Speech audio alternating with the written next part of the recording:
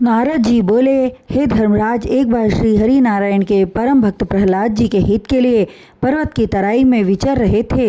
वहीं उनकी भेंट दत्तात्रेय जी से हुई।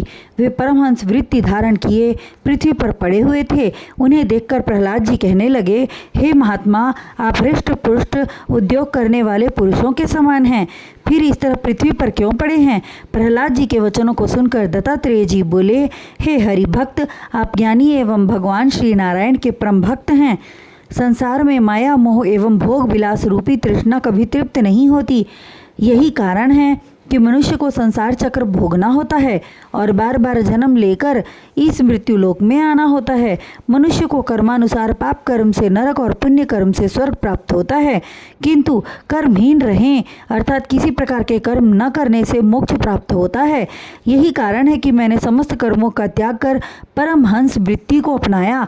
मैं न कर्म करूँगा, न मुझे योनियों में भटकना होगा।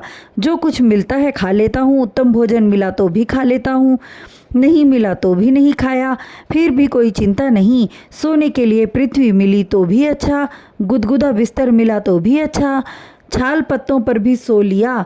किसी वस्तु विशेष में कोई रुचि नहीं, कोई आसक्ति नहीं। भोगों को एकत्रित करने का तात्पर्य है कि मधुमक्खी की भांति लुटाना है। अतः विषय भोगों से विरक्त रहकर परमात्मा के चरण का ध्यान करना ही उत्तम है।